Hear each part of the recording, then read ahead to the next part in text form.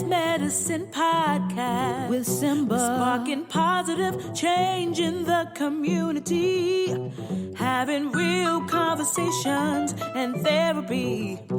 You know that laughter's the best remedy.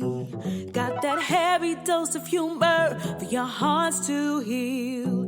With mental health, it can't get any more real, yeah. Best Medicine Podcast. Laugh, love, learn. Best Medicine Podcast. I am a woman. Hear me roar.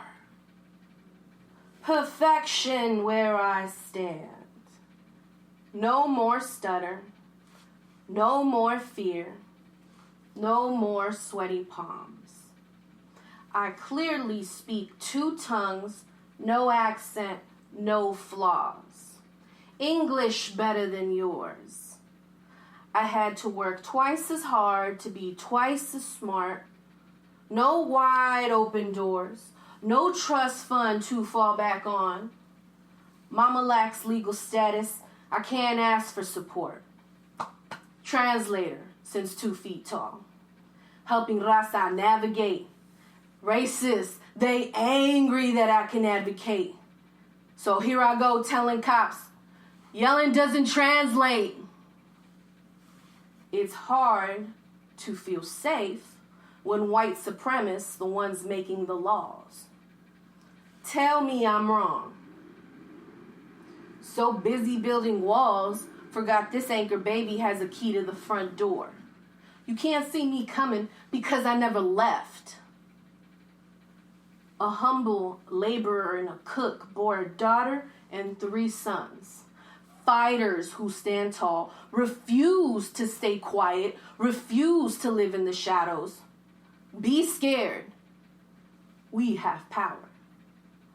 I am a woman. Hear me roar. Best Man Pod. This is the diagnosis. It's your man Simba Roar back in this thing. One more again, bruh. And today, we have a special guest. I done told you once that we got special guests. I'm going to tell you twice that we got special guests. And I'm not going to tell you 3 times. Nah, I'll tell you 3 times. All I have is special guests. And this is no different. Today, I have the pleasure of having a conversation with someone I met recently. And first, I saw the art. I saw the art.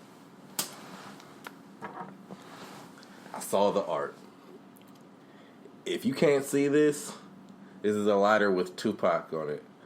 And the lyrics behind him. I saw the art first.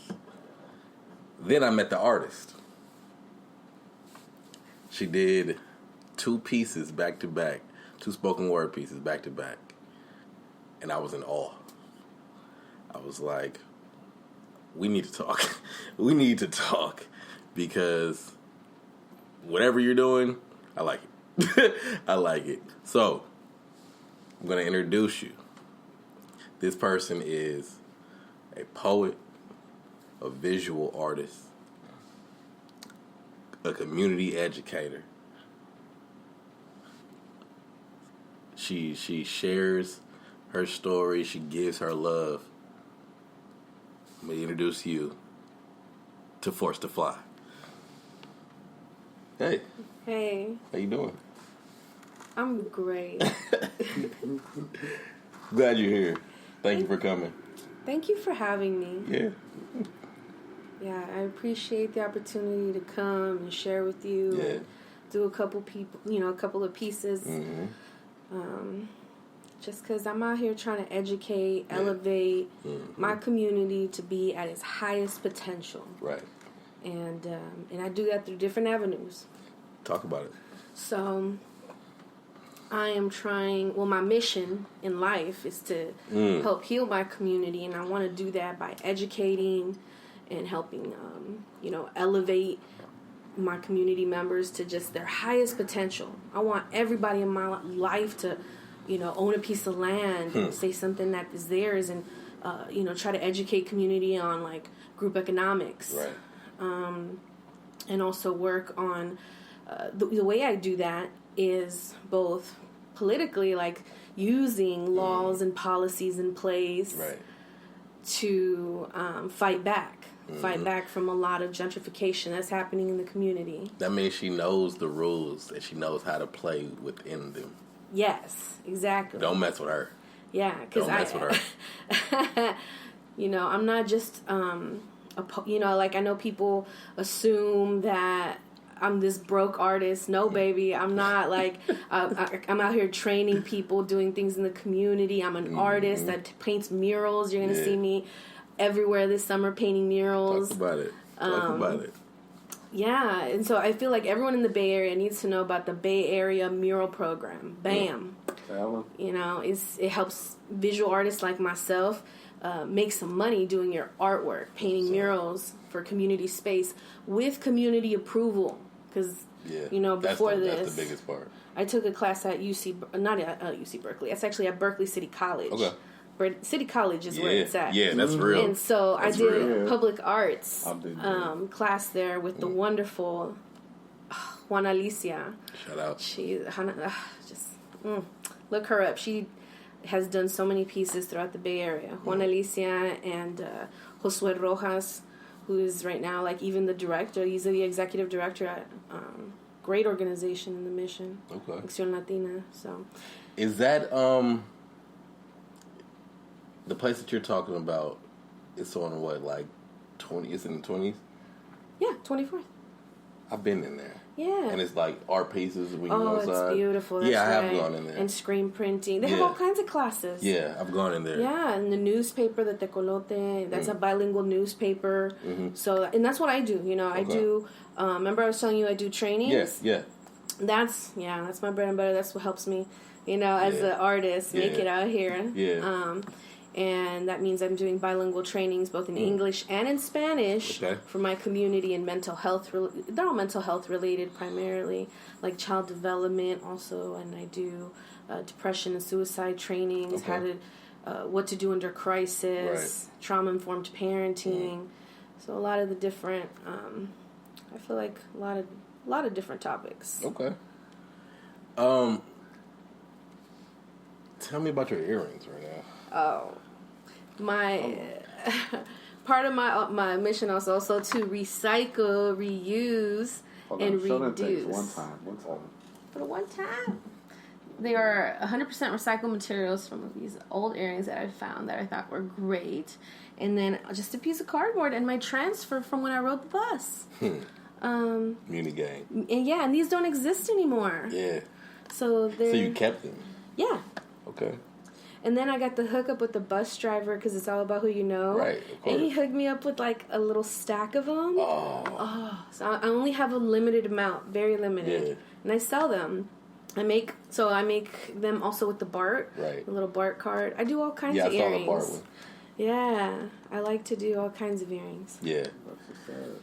And once again, you said they are 100% recycled. They're recycled, yeah. For obviously the ones I sell, I have to get a new hoop because you don't want a recycled hoop, Yeah, exactly. But like everything else material, is recycled. It's So you tell me I have recycled gold backs, cardboard backs, or clear. Yeah. A lot of people like clear because then you can read and it says keep San Francisco beautiful, and it has a little written stuff on the back, which is cute. Mm-hmm. So everybody kind of has their preference, or they do lighters or prints. Mm-hmm. And so where was the last place you sold your stuff? The very last place. Mm-hmm. So it was just $4.20 the other day. Talk about it. And I went to Hippie Hill like a good San Francisco native that I am. I kept up the tradition. Yeah. And went to Hippie Hill, and it was so cool. Yeah. It was like beautiful, it didn't rain. Luckily it didn't rain. It was hot yesterday. Yeah, it was nice. Mm-hmm. They had a bunch of good music. They had sponsors, which was kind of odd, to be honest.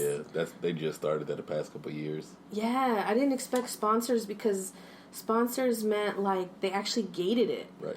Right. And it was very, very long line to get in. Right. Like incredibly long. Didn't they sell tickets? I don't know if they sold tickets because I thought it was free to everybody. See, what I thought it was people had to pay to get in.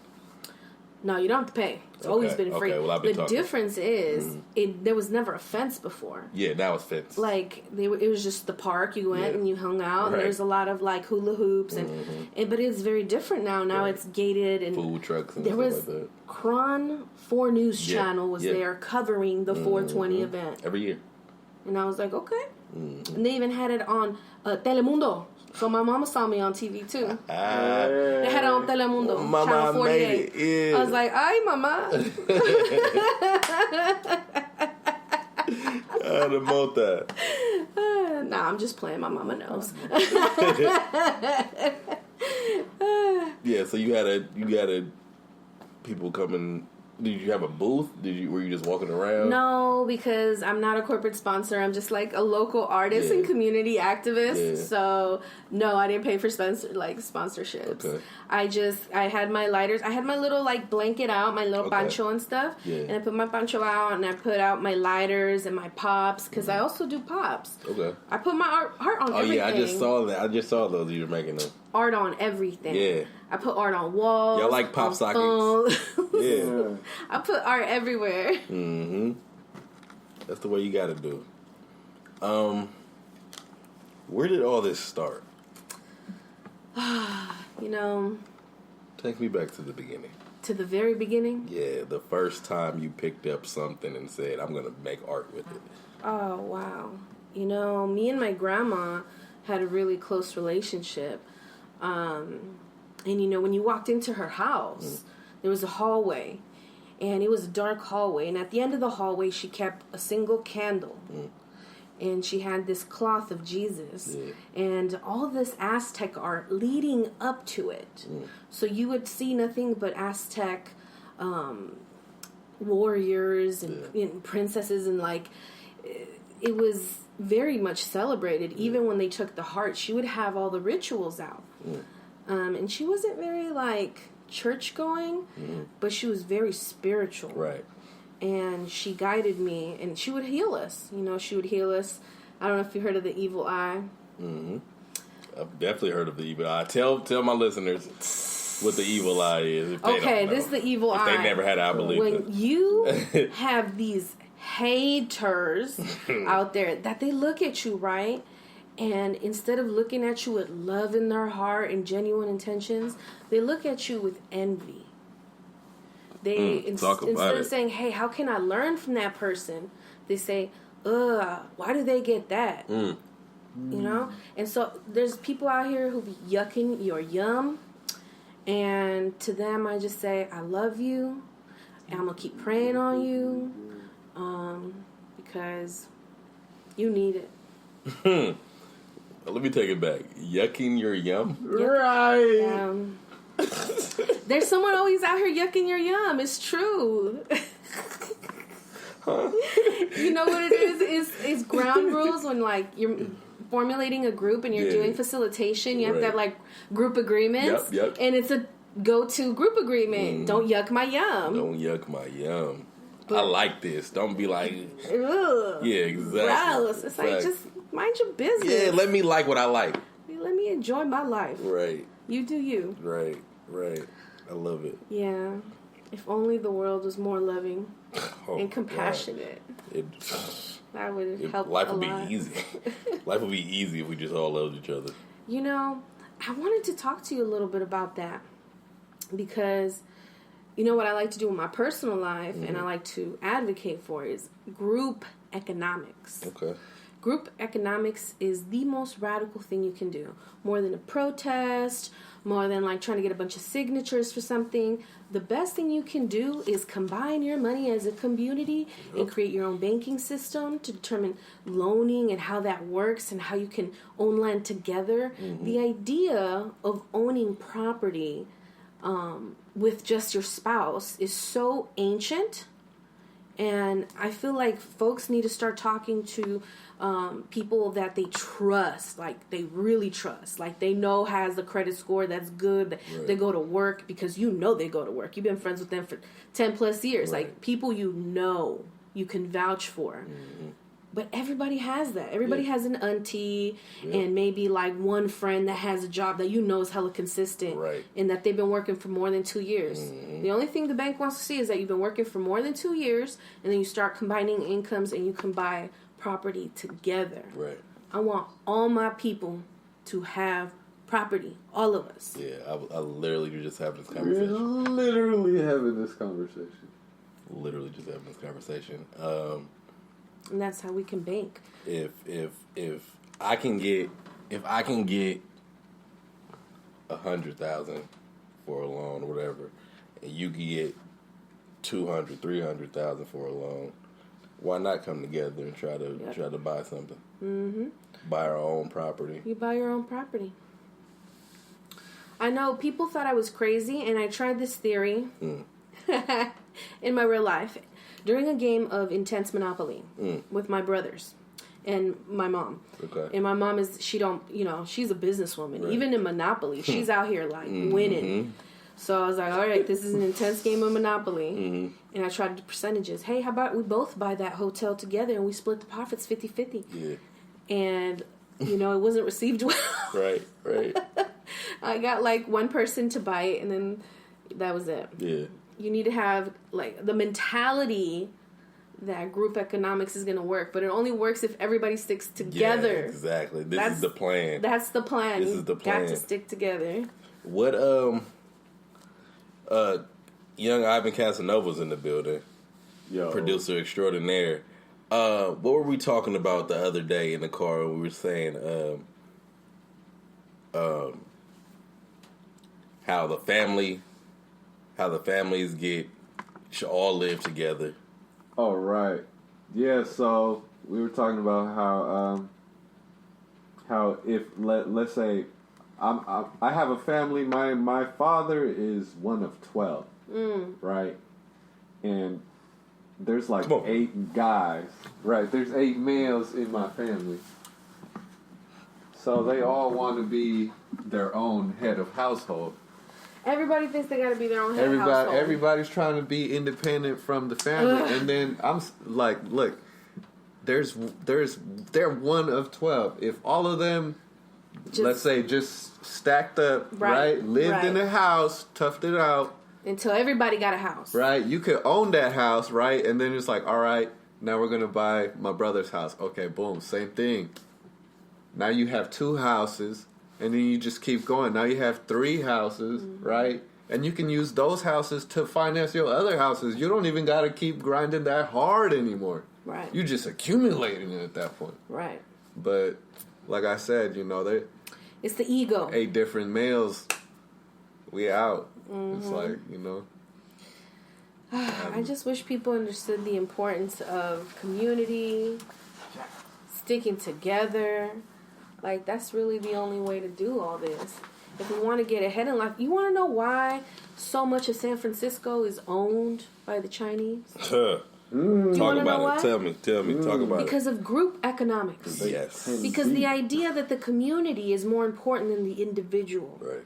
Because it is ingrained as part of the culture since they're young. Right. If we teach our children that the community is more important than the self, can you believe what the next generation could be? Right. All we have to do, it starts with us planting a seed in every young person we know. The idea of community is more important than self. So somebody will tell you, well, we can't really do that because I'm a single mother and I have 3 kids. So when my 17-year-old becomes 18, he or she needs to get their own place because I can't keep taking care of you. What would you say to those people? Hey, you know what? I need to know more about that family than just that. I'm sorry. It's because I come from biopsychosocial perspective where I really want to know some more details about the family before I make an assessment. Okay. So if Yeah, like I said, personally, my grandmother said, "Oh, you 17, you 18? Oh, get out of here." Okay. Then, now I'm just, stuck to fend for myself. Fend for yourself. Without having any type of, lead up or... Into adulthood? Exactly. No lead up to adulthood. No preparation for my adulthood. There was no money put aside for me. Oh, no, there wasn't money put aside for me, but I was out here hustling, talking to people. No, that's fact. So, for instance, everybody, I want you to look up Learn and Earn, EARN, Earn program. Okay. If you are between the ages of 16 to 21, you can use this program, and you put in money, and they will match that money. Okay. If you put in you cannot put more than 5,000 because it's supposed to be for youth. Right. But if you can put up to 5,000, they will match your 5,000, and when you take that out, you get 10,000. Talk about it. Okay, so it's not always about starting with money. I feel like I didn't start with anything. First thing I saved up for was a radio. Right. Right. I really wanted a boombox. Right.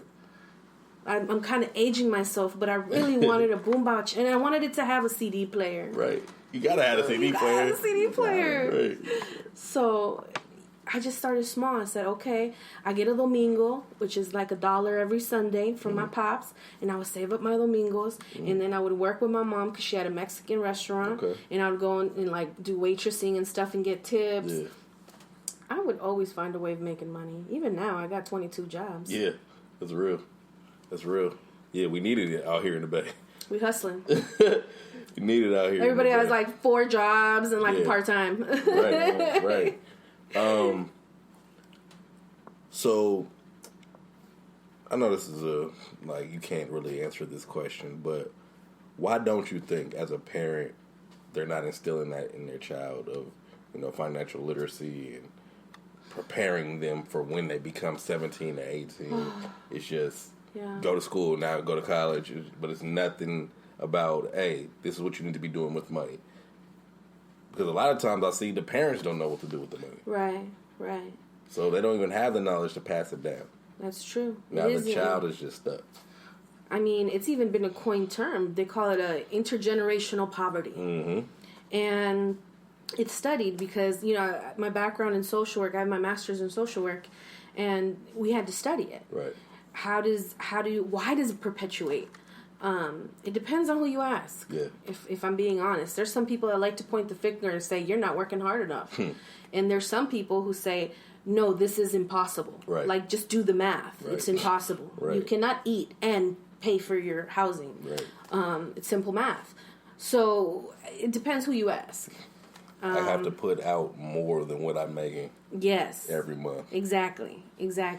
As far as I feel like I didn't get a lot of financial literacy as far as in school, because I remember when I graduated they didn't teach me about balancing a checkbook or even opening an account. Pay your taxes. Right. It's kids in college that don't know how to pay their taxes. Yeah, that's true. And there's 20-year-olds that don't know how to pay their taxes. I think parents kind of assume maybe that they're covering it in school, and I think they don't. And then the school kind of assumes that the parents are doing it. Parents aren't that stupid. Like, come on, like they know for a fact. Because I feel like parents even rely on the schools for like sex ed.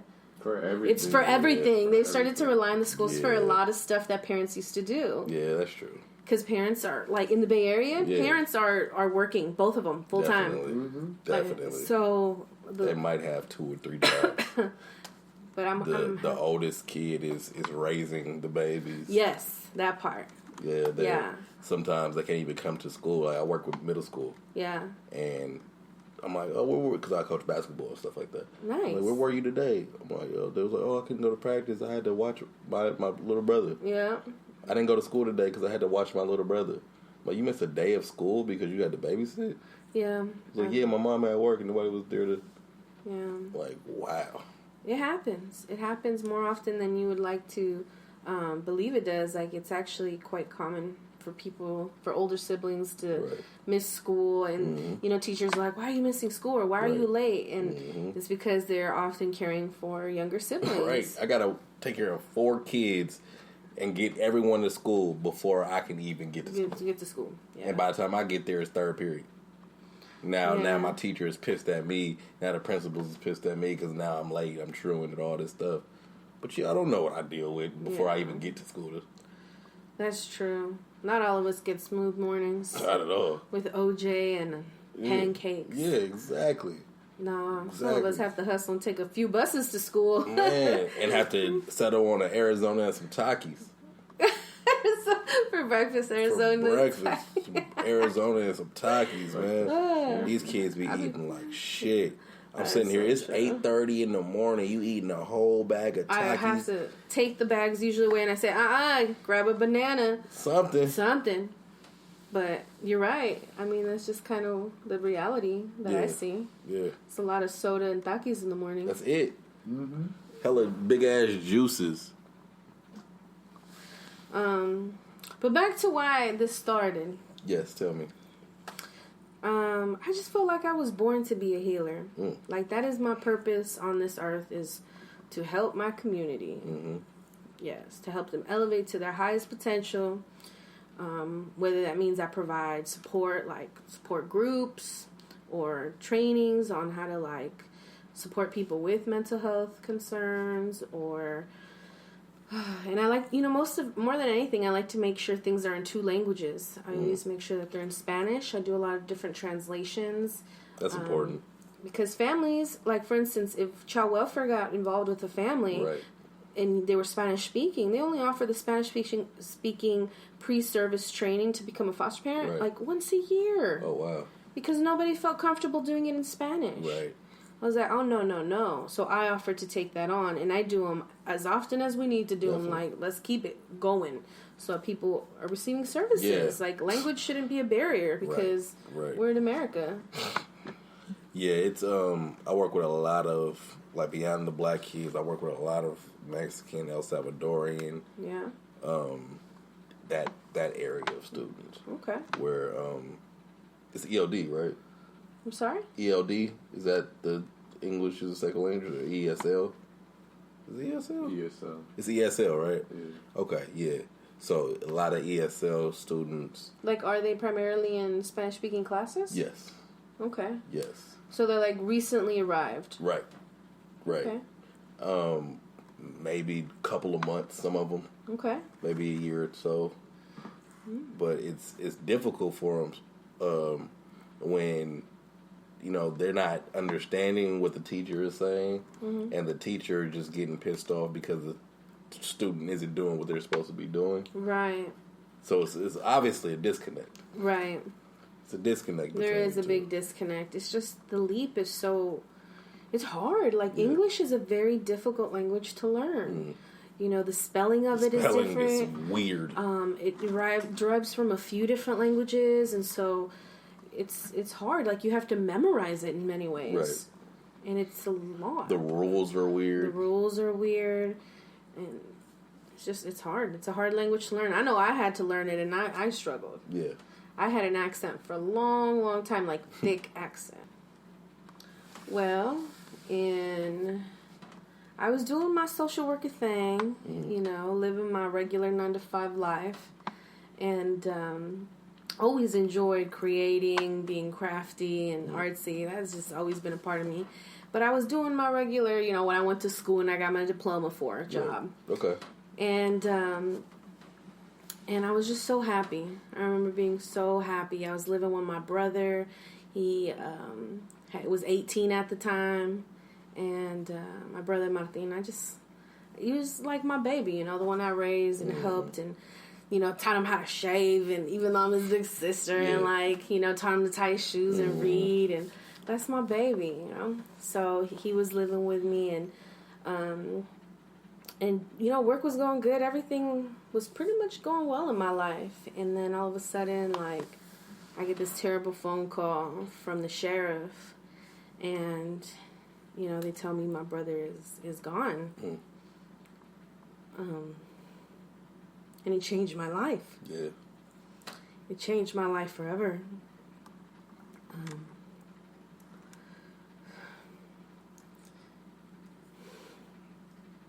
It just made me wake up it made me alert. It made me depressed more than anything. Yeah. And I had to leave my position and take some time to just like be, and I did that. And I took a class. Actually, I took my city college class in Berkeley that I was telling you about. I took that class because I really needed a reason to like get up, get dressed, do something. Yeah. You're not sitting there. I didn't just want to like quit my job and not do anything. I was like, oh, that'd be terrible. Right. So I signed up for this class just so and I was like, if I could keep it together for one class, I'll be okay. Right. And she was just so healing, you know. My teacher that I was telling you, Juana Alicia, just gave us such a beautiful, safe community. And in art, I felt like it saved my life. In many ways, art was my medicine. It brought me back to humanity. It brought me back to my body. Right. It like was meditative to me. I didn't know what, like when I paint, I don't know what time it is. Yeah. I don't know what day it is. Like I'm just painting and I'm alive and I feel so good. Yeah. Powerful. So, you know, it's been, I feel like that's when it really started. I was at my brother's mass for El Dia de los Muertos. They had a priest go up and we had to go put a candle at the altar and a picture. And the priest was talking about this metaphor about this bird learning to fly and how some of us are forced to fly. Out of just necessity. Like some of us are like prepared. Yes. Like you were talking about, guided. You know, so that when they learn how to fly, someone's there to catch them in case they fall. Right. And some of us are pushed out of the tree.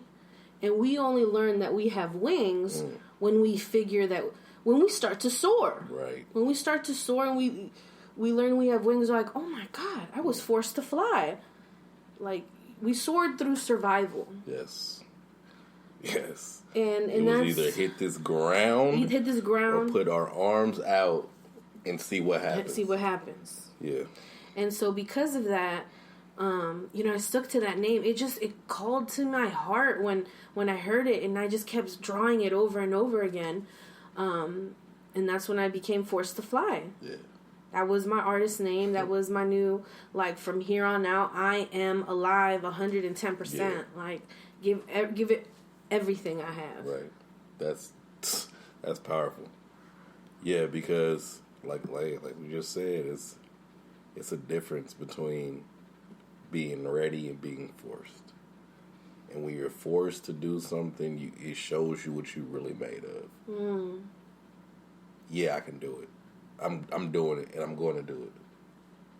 There is no fail. There is no stopping. I'm doing it. I will fly. I will fly. Because I'm definitely not dying. I'm not hitting this ground. No, not today. I'm not hitting this ground. Not me. If anything, I mean, I've had a lot of curveballs thrown my way, and if anything, I just got really good at dodging. Like, Matrix. Yeah. Because, you know, people ask me, like, how do you keep going? Aren't you in pain? Right. Of course I'm in pain. Of course. Like, it doesn't go away. Pain doesn't go away. You just have to learn how to live with pain. Right. And you say, I love pain. Right. Me and pain, we're best friends. Right. Pain, you ain't got shit on me. You just a part. A small part. Yeah. And I tell it, like, no. You know, when you can compact it, your mind is so much stronger than your body. Talk about it. If you can control your mind, and if you could feel that's why I took that time off, because I understand the power of the mind. If you take time to really know yourself, to meditate, to drink water and breathe, to go outside and be in nature, you're gonna feel so good. You're gonna, all of a sudden, all your ailments will drift away. You know, you make sure that you try to. I like to eat the rainbow diet. You know, the one where you eat a little bit of red, orange, yellow, green. I feel like it's delicious. It's so good. Don't be fooled. Just because I'm thick-sized does not mean I'm unhealthy. I cook food at my house every day. I am a chef. And all my stuff is baked or roasted or grilled. We eat lots of veggies. Talk about it. It's important that you take that time. Yeah, it's important. It's important that you said, "Hey, I'm going to take this time." Yeah, intentional time. Because we'll then not take that time and be worse off for it. You just explode. Yeah. If you don't allow yourself to feel what you need to feel, you will just... And that's what really it is. When you're in a group, you just need... Let it out your chest. Yep. Even if no one else is listening, tell it to yourself in the mirror and let it go. Yep. And if it's negative, don't tell yourself in the mirror. Write it down in a letter and burn it outside. Go to the beach, or if you're not around a beach, go to your bathtub. Just, let it go. Bury it. I tell some people to bury it. Use some biodegradable paper. Talk about it. Yes. Be of the earth. Be of the earth. Yeah, that's real. That's real. Forced to fly, that is powerful. That's powerful, because... You see why I was tippy-toeing when you're like, go to your past? I was like, oh, you really want me to? I do. I'm glad you did. Because we need to hear that. We need to hear that. It's just, I was painting as when I was a young person, and then I had these surgeries on my hand, and I couldn't even hold anything. I could hold maybe as much as this, and I couldn't close because of all the surgeries. I thought I would never paint again. Right. I thought I wouldn't be able to do most of the things I enjoy doing. And I told myself, Cecilia, you love the pain. Talk about it. Feels good. Right.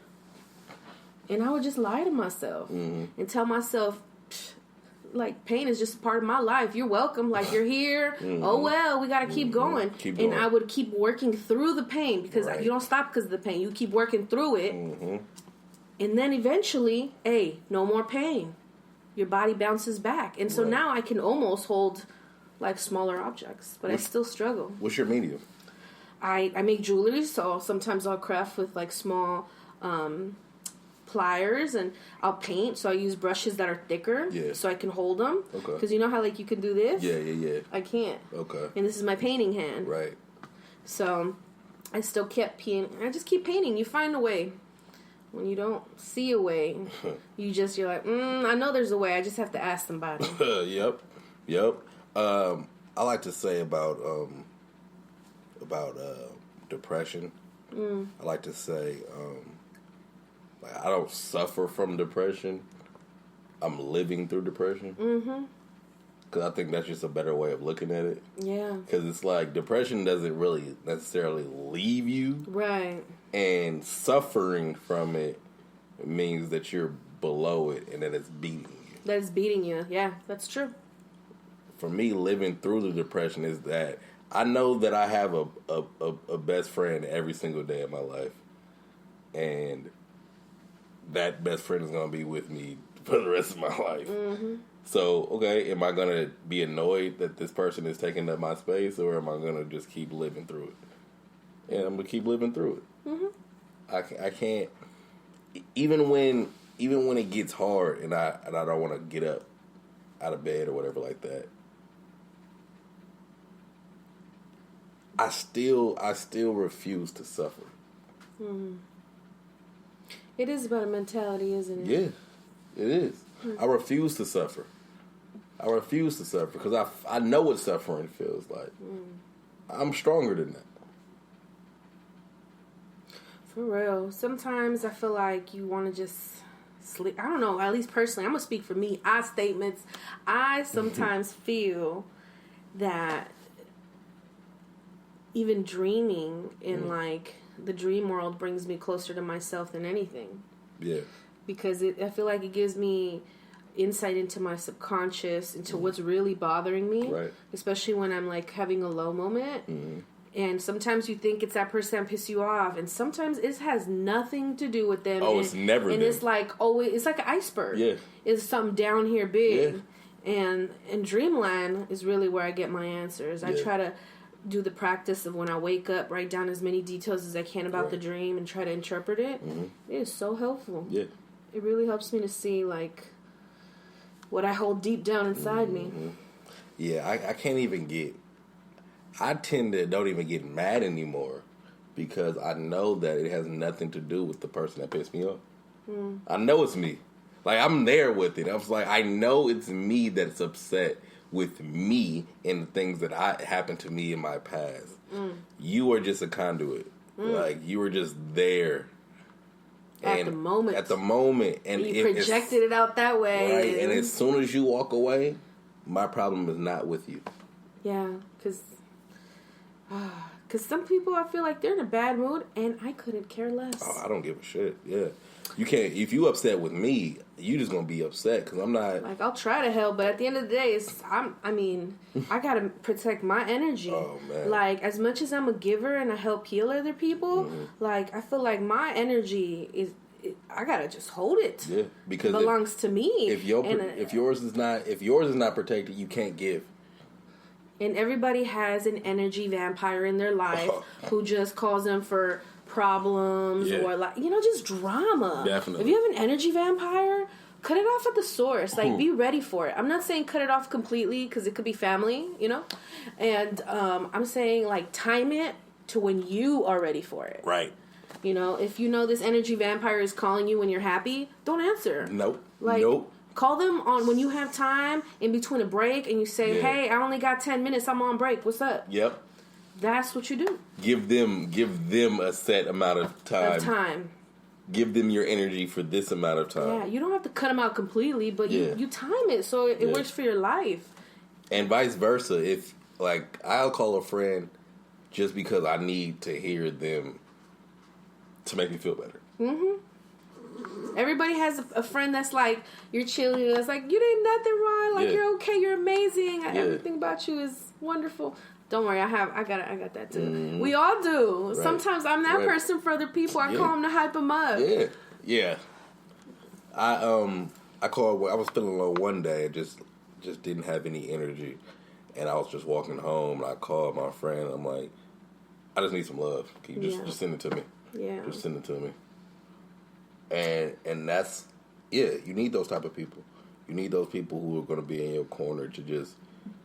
You may not even be anywhere close to them, but you can still send that person your love. I send people my love all the time, and then I'll end up like get a text message from them or a call from them. I'm like, yep, that was me.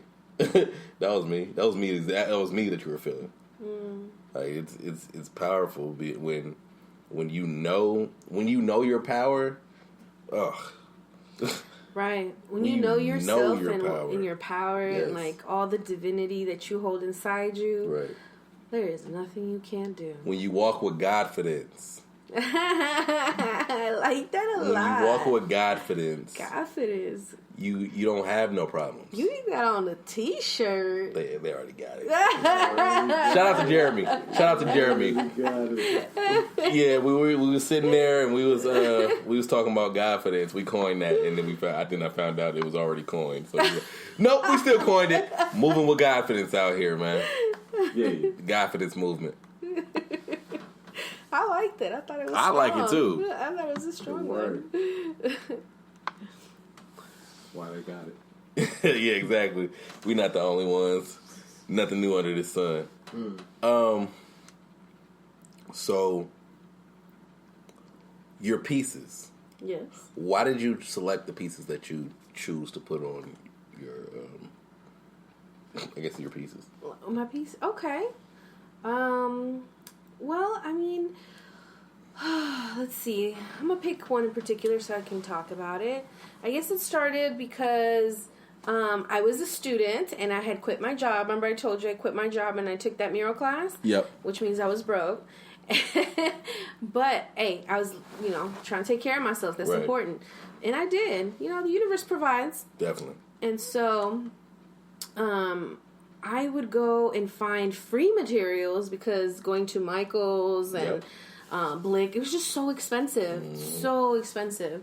So I started to work a lot with recycled materials because that's what my grandma taught me. Me and my grandma, our favorite activities, we would take these 2 liters of Coke and cut different designs into them and put plants inside and hold them up like planters. Yeah. And she worked at St. Vincent de Paul for like years and years and years. Right. So she would always bring in vintage items and crystals, and me and her, we loved crystals and vintage items. Like, I have good taste in like really like old pre-1930s items. Okay. You're antique. Antique, yeah.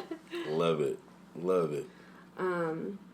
But yeah, that kind of like inspired me. A lot of my work with my grandma inspired me to keep going with recycled materials, right. to try to find use in everything, try to upcycle, recycle. Like, you would have thrown your bus transfer away, and now Definitely. people are paying me $40 for a pair of earrings, and I am selling out. I only have 3 more pairs. 3.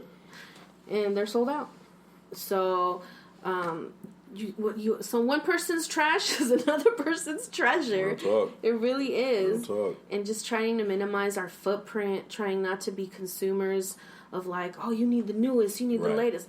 No, baby, like, you need to support your community. You need to keep your money in your hood, spend local, eat local, like, yeah. When I was starting this podcast and trying to get all the materials I needed, as far as like logos and things like that, I only dealt with people of color. Yep.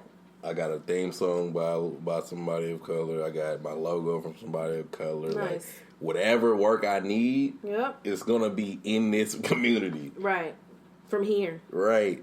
It's gonna be in this community. It's gonna be a part of my community, even if I don't even know you. We share the same, jeans. Zip code. Yo, what's good? What's good? Here, we can work. Here, take my money. Because I'd rather give it to you than give it to the corporation. To the corporation. Yeah. Because, I understand we're living in a capitalistic nation where there's certain people that make more than others. But, like, that even is the reason I started doing small items. I never used to put artwork on earrings, or remember how I told you I started putting them on like pops? I never used to do this, but then my mom told me something, because she's a businesswoman. Remember I told you that? And she said, Cecilia, what you sell is a luxury. I said, excuse me, Mom, I'm selling art. This is a necessity.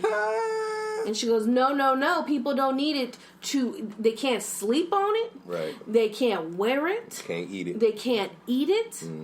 It's not a necessity. It's not a necessity. It's a luxury. It's an added bonus to my life. And I was like, Mom, no, my artwork is a necessity.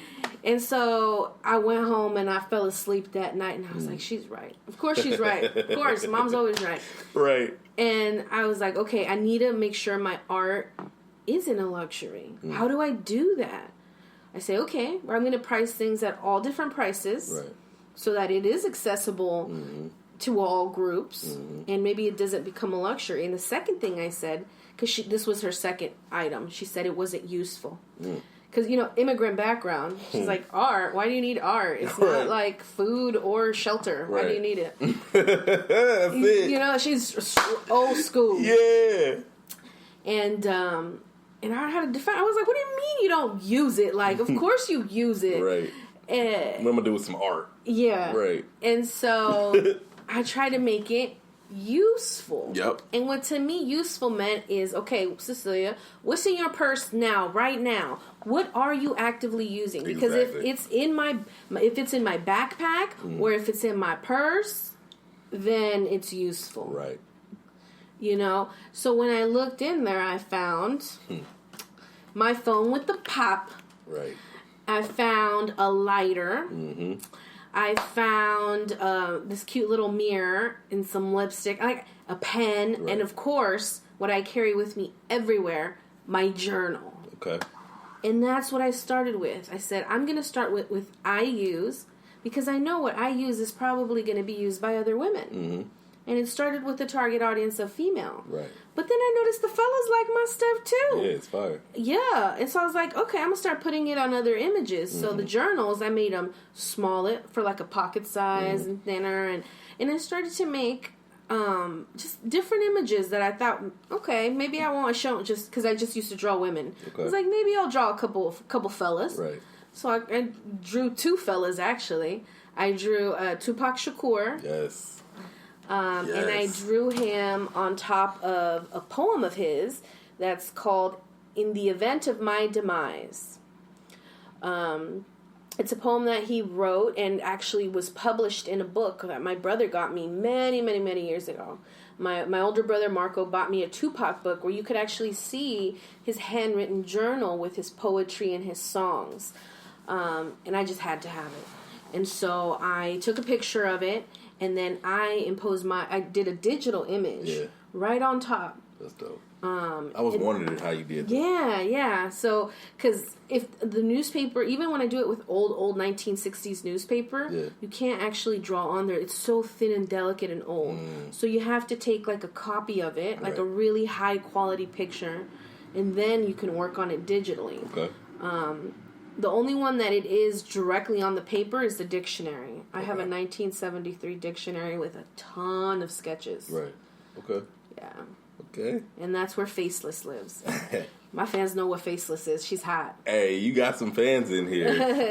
We're going to read some fan questions. All right. We're not even going to go questions. It says, I like them lighters. Hey, they see my lighters out here. First to Fly lighters are dope. Thank you. Got the Tupac one. You see? And the one with the curvy woman. Oh, yes. Back or front? We need to know. I got a lot of them. I like to draw a lot of my women in just with a little extra carne asada, you know, like a little extra meat on them. Gotta love it. You feel me? Some nice thick thighs, big hips. Like I like to draw them in like what I would think would be my image. You know how everybody usually draws somebody in their image? Often I feel that Latina women in particular are hypersexualized in mass media, and only a certain image is portrayed. Just not how I'm used to seeing women. Like when you see the women on Telemundo, we don't all look like that. Most of the women I know have big hips and like, you know, a little extra. Mm-hmm. Yeah. The little extras. And so hey, you gotta let a little extras, man. You gotta let a little extras, man. That's what makes it all worth it. You do. It makes it all worth it. And you know, like most people try to draw in their image and something they like. Mm-hmm. So if you notice, every artist has a style that likes to portray folks in a certain way or has a particular specialty. And mine, I really enjoy recycled art. Okay. Yeah. Okay. What about Pac that called to you? Just his poetry. I know he's in history looks at him like a rapper, but Tupac is a poet. Right. Always has been a poet. First and foremost over everything. Like if you read his writing, if you studied his poetry, like it's so beautiful and it's intense. Rival Shakespeare. It is the modern day Shakespeare. Yeah. It is. Yeah. What other artists can you say has that level of poetry? Current day? Like today? Current day, yes. Ooh. I don't know if the USA, like as a whole nation, knows about him, but I think he's incredible. Okay. Have you heard of Jeremy? I think he's... Jeremy Michael Vasquez. Talk about it. I think he's our Jeremy, bruh. Poet. Like... You should see the intensity with which he speaks. Oh, man. I felt it. He stood right in front of me. Yeah. Oh, my God. Born for this shit. Yeah, this is the reason why you here. I was born for this shit. You feel me? What do you go? Period. I do a lot. And Jeremy... Oh, man, I feel like he is a great poet. Yeah, definitely. And there's a lot of cool poets. Like, have you heard my girl Thea Matthews from the city? No. She's deep. I love her shit. Yes. She was in the Vagina Monologues, actually. Okay. Yeah. She's incredible. She's all over San Francisco. She's headlining here and there. Last headline I went to was at the Piano Fight. They did a jazz and poetry, like a combination. Was that like last week, right? They had it for a few weeks, actually. It was like a 6-week series. Yeah, he was. Jeremy was going live, and they was playing the music while they were doing the poetry. Yeah, that sounds good. Yeah. I wasn't there when he did it with music. I was there when he, he doesn't really need music, if I'm being honest. Like, let him take he is his instrument. Yeah. So y'all listen to the Godfidence episode so you can know who exactly we're talking about. Yeah, he's a cool poet. Yeah.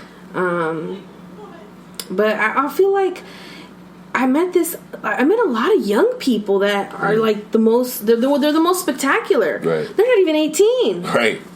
And they're incredible. Skills, yeah. Where I'm like, wow.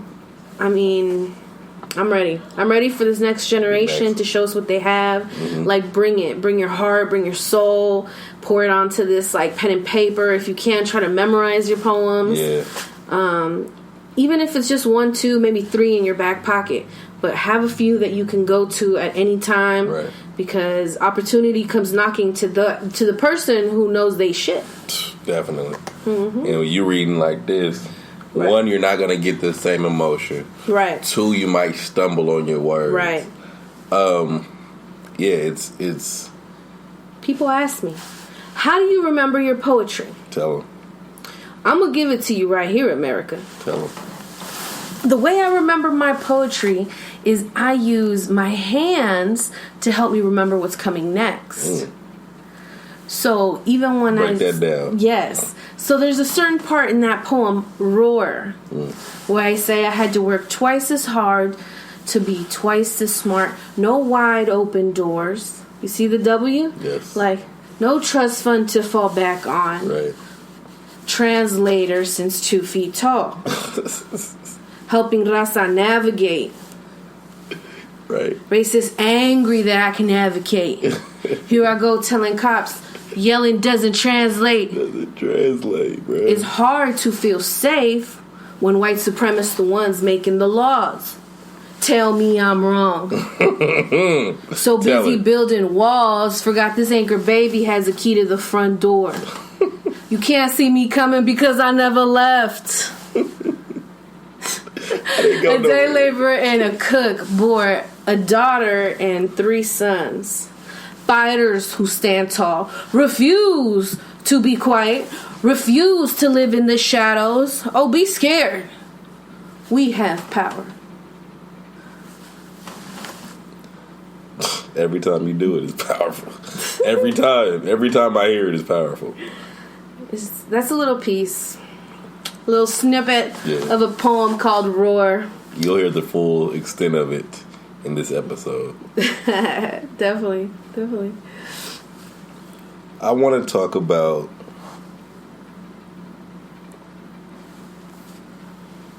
what was it like being an artist in San Francisco coming up? San Francisco.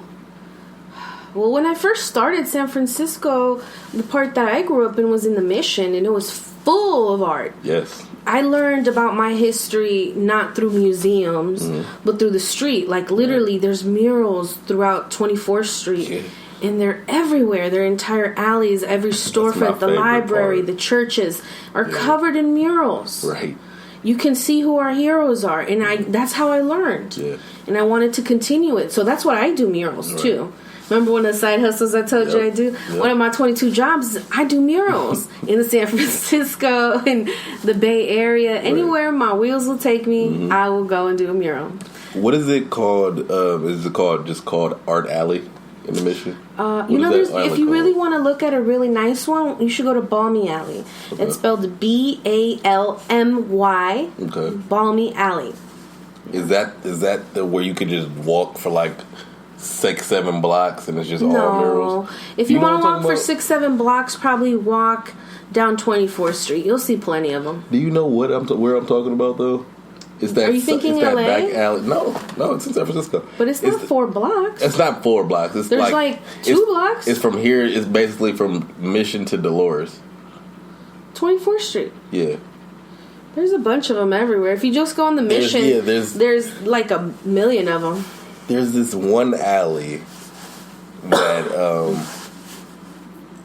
from like like 24th, and it takes you all the way up to damn near Dolores Park, and it's just full of murals. You should take me. We should go. We'll go explore. I'm mad that you don't know what I'm talking about. I don't know. I don't know where you're talking She from about. San Francisco. I am, and I have no idea what he's talking about. Do any of the people watching know where he's talking about? Like, get some feedback. You get your city car revoked. I don't know where. Yeah, I'm mad you don't know what I'm talking about, but it's fine. What's the best Mexican restaurant in San Francisco? Ooh, I can't tell you because then everybody's gonna take that spot. Nah, I'm joking. I wouldn't do that. Nah, my favorite depends on what I'm eating. Like, you feel me? Like, what kind of Mexican food? Because that's how much Mexican food we have in the city. What kind of Mexican food? Do I want Oaxacan food? Talk about it. Do I want maybe some seafood? Because then I'll go over to, like, mariscos and stuff. Like, what do I want? So, am I going to want enchiladas? Am I going to want flautas? Do I want nachos? It depends on what I want. If I want the best burrito... Right. I go one place, the best tacos somewhere else. Okay. Where are you going for the burritos? For the burrito? Oh, I only go one spot for my burritos. Where is that? That's over across the street from, like, Balboa High School. Okay. The El Farolito. Yes. Yeah. That's where I go for my burritos. That's the answer. Yeah. Say it again. El Farolito. Yeah. Yeah, that's the place. That's where I go. That's the place. A lot of people like Guadalajara. They're good too. Don't get me wrong. But that's not my go-to. My go-to is El Farolito. You feel me? I got the homie hook up there, and you feel me? She got her San Francisco car back. Oh, thank you now with my burrito. You know where to go. Food is important. It definitely is. It's all right. Favorite Chinese restaurant in all the Bay Area? It don't exist no more.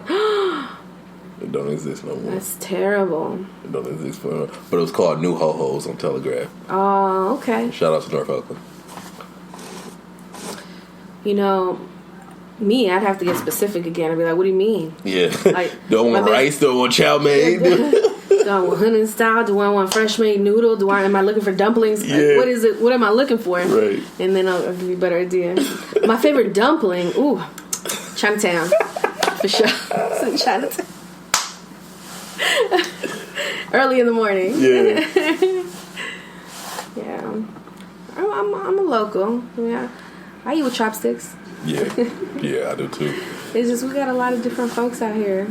You know, you learn how to eat with different communities because, like, everybody in my circle, we eat different. Like, I noticed my Indian homegirl, she likes to eat more with her hands. Yep. But everybody has their way. You know, I got a homegirl who cuts pizza with a fork and a knife. And I'm like, do as you do. We call those psychopaths.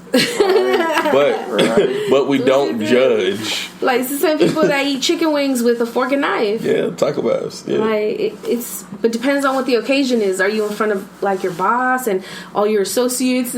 Or are you at it, like, with your homies? Like, you could just... I've never eaten chicken with a fork. The only time I've eaten chicken with a fork is if it's like a big ass like drumstick and it's dumbass hot. Yeah. So I'm just trying to like. You've never had to be at an important meeting and they're serving chicken wings? Nah, I don't go to important meetings. I was like, my meetings be real regular. Like, get some cheese and crackers, some fruit. It ain't definitely not serving chicken in my pork meeting. What kind of Mickey Mouse operation is this? Y'all serving fried all my chicken? trainings have food, like food meals. I wish. I'm gonna slam that. Y'all should come to my trainings. I have meals. I'm gonna try. Yeah, you train me so I can full get plates food. and to go plates. I'm good. I'm gonna wait to the end and be like, "Hey, y'all still got food left?" But before we go, is there anything that you want to learn about me or men in general? Wow. Would you be willing to answer a question on behalf of all men? Yeah. I talk for... this is why I have a show. I speak for everybody. Dang! I speak for everybody. If y'all don't like it, just stop listening. That's how I get down. That's how I give it up. All right, we'll see. We'll see how you do with my questions. I'm talking to all of mankind, huh? You are. Okay. All right. Well, let me prepare myself because I've never been able to do this before. The smart side. The smart side. I can also give you the dumb side, but I'm going to give you the smart side of all men. All right. Well, let's Let's see. What do I want to know about men? So much. I mean, what do you think is the ultimate goal of a man in, like, the purpose for his life?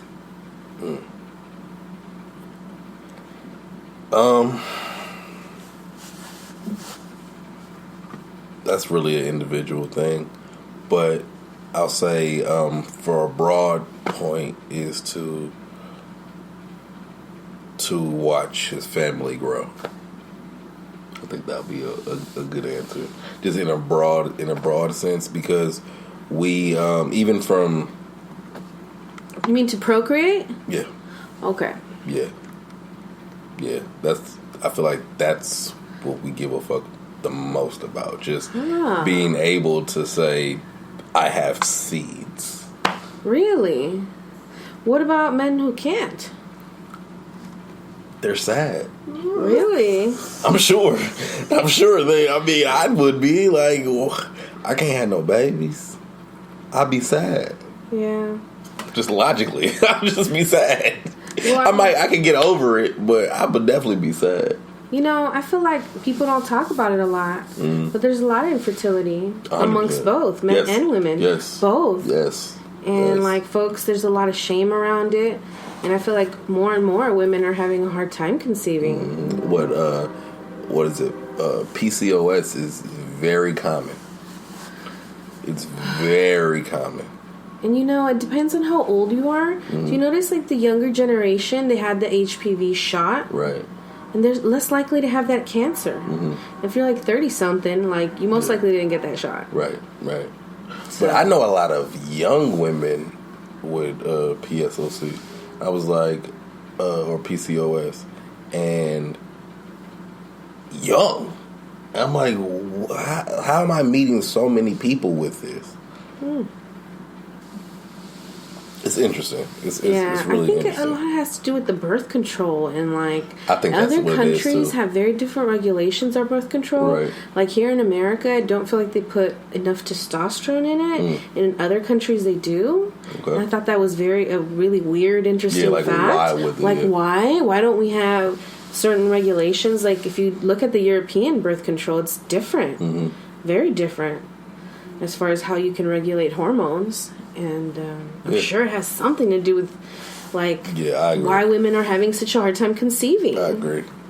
Like, you get off of that, you should be able to get pregnant like that. Right, that's what that's what you should be able to do. You should, right? But for people, they're saying that it stays in your system for over a year. Right.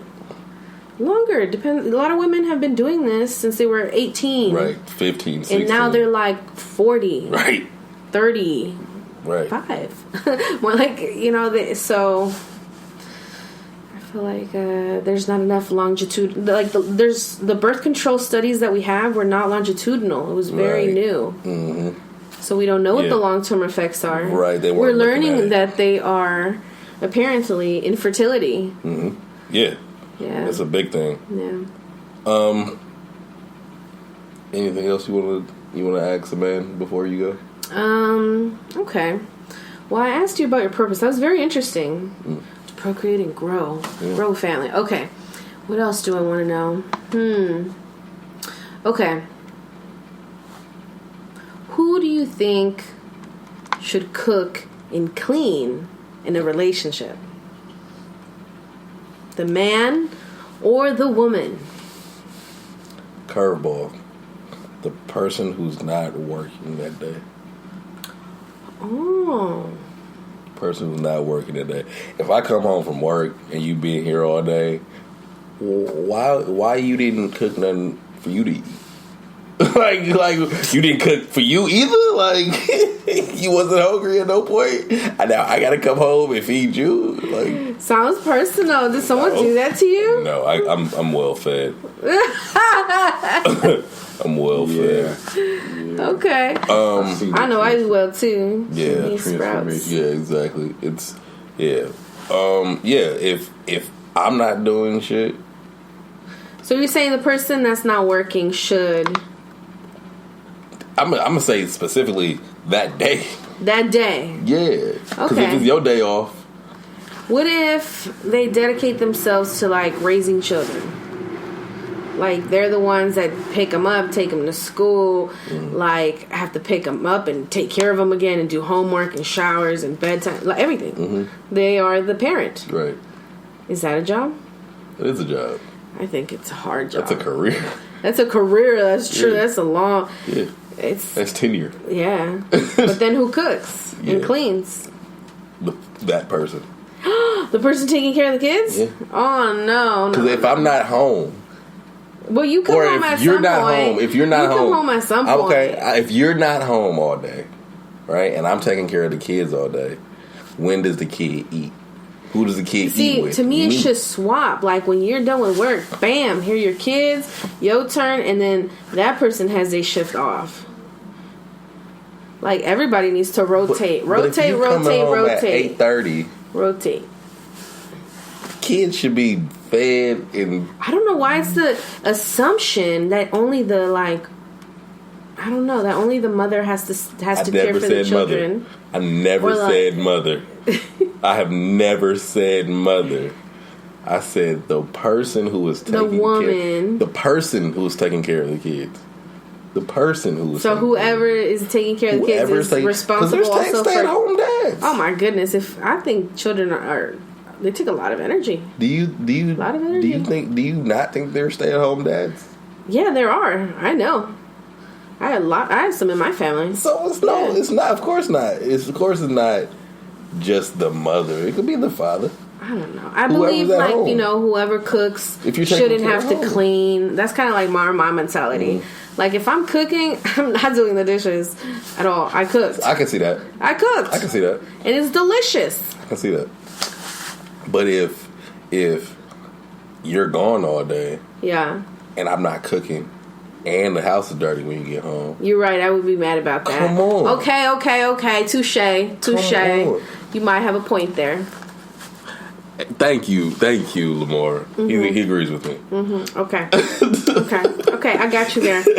I wouldn't like it that way either if I was out here hustling. Right, and you come home to chaos. But what if the children just look so happy and their homework is done and they doing A's in school and they look good and they smell good and they clean and the laundry's done and you got a meal on the table?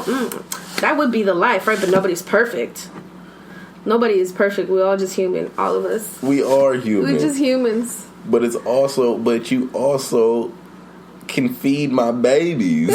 So you gonna do all this cleaning and cooking? No, I definitely cook. But I definitely feel like the secondary parent, when they come back, should be ready to receive their children. But like, I agree. They should be ready. I agree. Because you've been gone all day. Yeah, because you've been gone all day. You need to pay attention and listen to the 21 billion questions they're going to ask you. Because that's really what it is. The kids in my life, all they do is ask me questions. Yes.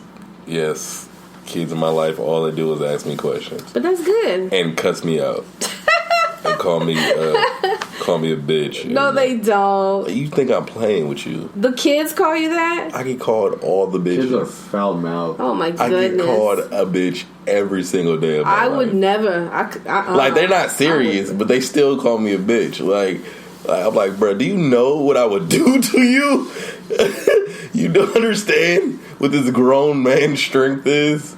No, you don't, because you're a child. They were like 13? Yeah. Oh, yeah. 13's a hard age. Yeah. You know, my little brother's 13 right now. Mm-hmm. Whoo, he knows everything. He is oh my goodness. I never had to deal with this level of hormones. Yo, they be wildin' every single day. I get called so many bitches on a daily basis. It's fucking crazy. I'm such a bitch ass nigga, man. It's so crazy. I'm so many bitches every single day. Ugh. Oh, shut up, bitch. Like, what the fuck? I didn't even say nothing. You see, they would never get away with that shit in front of me. No, they can get away with it because it's like, I know they're not serious. And I know that, like, that's just their way. That's basically every time they call me a bitch, I'd be like, I love you. That's basically what they're saying. That's basically what they're saying. That's what I'm taking from it. We would be different kind of parents, you know, because I think I'm more strict, and it's just, I grew up in an immigrant household where it was very, like,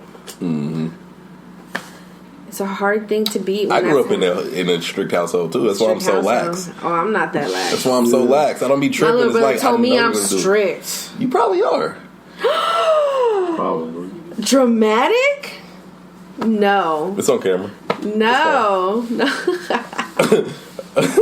I can't wait till we go back and she goes, so I can super zoom on your face, like yeah, super zoom on your face. Dramatic. No, not dramatic. It's just he's 13 and he thinks he knows everything, and right. I miss being his big sister and telling him what to do. Yeah, exactly. He can't tell him what to do anymore. He has his own mind and he's so stubborn. Good. I don't have to listen to you. I have to listen to you. Yeah. You're like, but I'm so smart. Listen to me. I know what I'm talking about. I know what I'm talking about. Stupid child. You're not my dad. Well, what else can I tell you?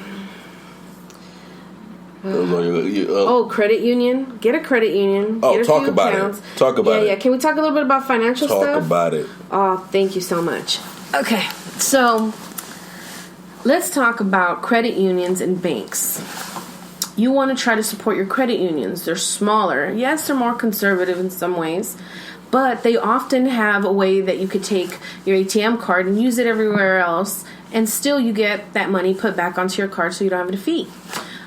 So it kind of works like a regular bank, except you're supporting a local credit union that usually is there to help people, help build the community. It has a membership. Also think about investing with your friends, with your family, to try to own a piece of land. It doesn't take that much to own a piece of land. All you have to do is call up a mortgage specialist. You just type it in, mortgage, and they run your credit. They help you work on it. If your credit is shitty, don't stop. You just, they usually refer you to a specialist that then helps you build your credit, and you can buy a house. So even if you think you can't do it, I did it. I bought my house, and I was a social worker making like $35,000 a year, maybe $40,000 if I'm being generous. Because I was living in like Vallejo, and I was helping the community, and I was, down, but I wasn't making very much, and I wanted a house, and I qualified. I totally qualified for a house. Not very much. They gave me a loan of $200,000. Yeah. It got me a house though. It got me a house, and now my house, because it's in Oakland, I kind of got a house in like deep East Oakland, and it turns out that like 7 years later, now Oakland is the place to be, and it's fancy schmancy. Like, they totally tore it down, and now we have a Walgreens and a cafe, and I was like, whoa, this is different. Before, like, my mom would come visit me, and she'd be like, ooh, like, it's the turf. You chose to live here? Yes, like, I'm on the turf. Because I left off, like, right off seminary. Yes, I'm on the turf. Yeah. So. I'm on the turf. But everybody can do it. And look, now my house is in a great area, and the equity is like 3 times as much as I paid for it. Definitely. I made so much in equity. So how much do we need to have to buy a house? I would say save up at minimum $10,000. Okay. And I know that sounds impossible. It's not. Right. It's not. You set money aside the same way you make. You make sure that you eat well, that you are getting proper rest. That, like, don't ever cut out your housing or your food, or like things that are your necessities. You just budget around them. Right. And if you need to get another hustle, you get another hustle. I'm sorry that's you in America. We here to hustle. Like I said, I got that immigrant mentality of like, we come here to work, to build, to own, and build and build and build. Mm-hmm. That's what we're here to do. And so, like you were saying, I try to support like local people of color. I even like in my local, if you see who like I roll with, it's beautiful. It's so diverse. Out here in the Bay Area, you could do that. Yeah. I have all my homies. I feel like they can all speak like 5 different languages. Yeah. Financial literacy, man. Yeah, and surround yourself with diverse people. It's definitely not difficult, but it does take time. Building small little goals. You say, I'm going to do $5 every day. $5. Yeah. That $5 will turn, after a year, what's the math on that? 365 times 5. Someone give me the math. Someone give me the math. I'm not doing it. I'm not doing it. That's mental math. Maybe if I had a pen and paper. 25. Talk about it. St. Mary's I graduate. might be wrong, but I'm going to say that. What's your answer? Is that your lock-in? Are we having you lock in at 1825? 1825. Oh, man, if I had to do mental math, let's see. You're right. Yeah? You're right. Wow, good for you. Bars, right? Hey, no pen and paper needed from over That's there. Mary's out here, boy. That's that St. Joe's. That's the St. Joe's? That's that St. Joe's edition. The St. Joe's edition. Yeah. Hilarious. Last thoughts? Last thoughts. Yeah, thank you. Thank you for having me.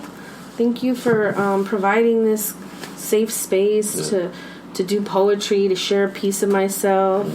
I'm really happy I'm here. Happy to just be engaging with community. Definitely. And everybody check out my I have a website. It's forcedtofly.com. Forced, FORCED, the number 2, and then FLY.com. I have a bunch of different artwork, and I put it, like I said, on pops, on lighters, on prints. I have original custom pieces. So anything you like, let me know. What did you bring with you? I brought a couple of things. I brought this is Faceless. You can see her on a lighter as well. She's traveled to many different places. There's Hey, Curvy. Hey. And then there's my Tupac piece that I put originally on a 1970s dictionary. And it's very, very hard to do because it's like a really big piece. It usually bubbles. I usually mess up like 2 or 3 before I get to one good one. Yeah, the larger the image, the harder it is to do. Right. To place it on something. Mm-hmm. Here you are.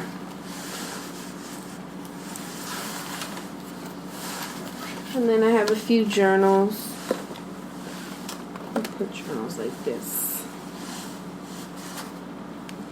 Journals? Yeah, like I have my Nalgona here. That's my take on Diego Rivera's Calla Lilies.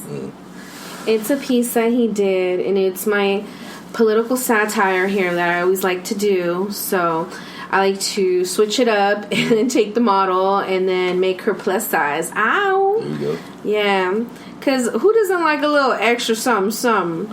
Said it. I love the extra. Yeah, I love that. So even my other image, I think I showed you the larger journal. I should take the plastic off this so it'll shoot better.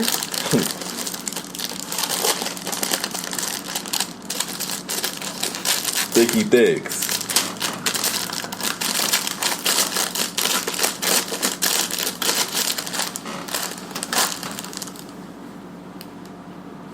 Hey. Yeah. This one is See My Heart. I dedicated her to the immigrant mothers out here because sometimes I feel like moms come with nothing. No shoes on their feet, no clothes on their back, no money, nothing. That's facts. Like some people when they arrive with nothing but like sheer will and just hope and faith in the future and making something for their kids. And yeah, so I'm happy that my mom made it across the border. Woohoo! Let's yes, go. Talk U.S. about citizen. it. Thanks, Mom. Talk about it. Look, that's why the butterflies are there. I made it, Mama. We've made it to San Francisco. Yeah. Thanks to my dad. So you paint these first, Yeah. and then you turn them into stickers? Yeah, I paint them, I photograph them, and then I print them.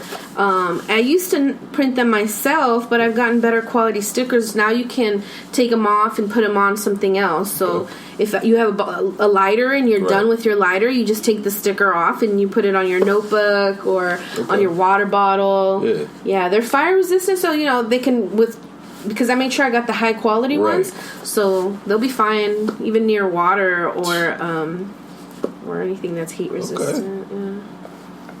That's all you got? Yeah, and I bought a few lighters. Let's see. You've seen the 2-pack one. Got pot.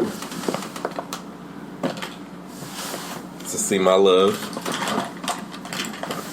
And then this is that image that we had up earlier. So this image on here is the image on here. It's just harder to see on the lighter. But I put them on everything. Art everywhere. Yeah, real talk. Yeah. Everywhere you are, try to make it more beautiful. Definitely. Leave it better than the way we found it. Well, I want to thank you for coming. Oh, absolutely. Thank you for joining me in this glorious conversation. I hope the listener got a better deal and better understanding of who you are. Yeah, I hope so too. I'm definitely going to have pretty much your whole tribe on this show at some point. I got Jeremy first, you second. We coming. Yeah, we out here just keeping it alive, man. Yeah. Like, we're being passionate, living for today. Yes. Educating community, getting out there. Like me, I'm trying to build my brand. I put it on items, but really it's the artwork that I want to talk about. Like, I want to talk about immigration. Right. I want to talk about poetry. That's why I do it. And I do recycled art. I want to talk about these things. Yeah. I want to talk about recycling, reusing, reducing, immigration, about how we can change community through group economics. And I think one part that's missing is the fact that you keep saying it, and I want to reiterate it so much, that you're using recycled material. Y'all are fucking up the world. Yeah, in many ways, the earth is going through it. I saw a video of 2 pelicans making their nest out of trash. What? Yeah. I saw a whale get washed up on shore because its whole blowhole was full of plastic. Oh. Y'all are fucking up the earth. Stop it. Stop it. I doubt this is the audience that's messing anything up. Yeah, that's real. We have a good audience, we probably the ones out here recycling, making sure that we minimize our use. But, you feel me, others. They are messing up the world. Others. Stop them. Are messing up the world. Not us and our listeners. Yeah, exactly. Right. Y'all watch Captain Planet. So before we go, real, Captain Planet. Before we go, I want to give the listeners something to think about for the week. All right. This is the diagnosis. My favorite part. All right, I'm ready, doctor. Hit me. I said do it again. The diagnosis. So, number 1. Don't yuck my yum. Don't.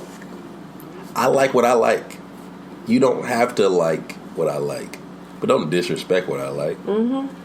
Just don't say nothing. You don't have to talk. Right. Keep it up here. Keep it in your mind. You don't have to speak it. Silence is golden. Especially from people that's not saying nothing. Y'all be shining if y'all just stop talking. Number 2, take time to heal and work through the pain. Give yourself an opportunity to grow and to heal from all the bullshit that life is giving you. And once you're healed, it's still going to be painful. Get through it. Work every single day to make those, until that it scabs over. Number 3, get another hustle. Yes. If your hustle ain't work, if it don't work, get another one. If that hustle don't work, get another one. Yeah. Hustle. Get your hustle. Mm-hmm. Because we need it out here. Mm-hmm. You're going to be fucked up out here without no hustles. Mm-hmm. And the last but not least, you gotta love the extras. Gotta love the extras. Who don't want extras? Yeah. Who don't want extra? Who be mad that they get some extra guac at Chipotle? Mm-hmm. Who be mad at come on, how could you be mad at extras? Right. Love them extras. Yes. Love those extras, alright? This is The Diagnosis. Best Man Pod, Simba Roar, back in this thing. One more time, bruh. And I will see you next time. Once again, thank you for being here. It's been wonderful. It's been wonderful. Thank you. Best Man Pod, we out.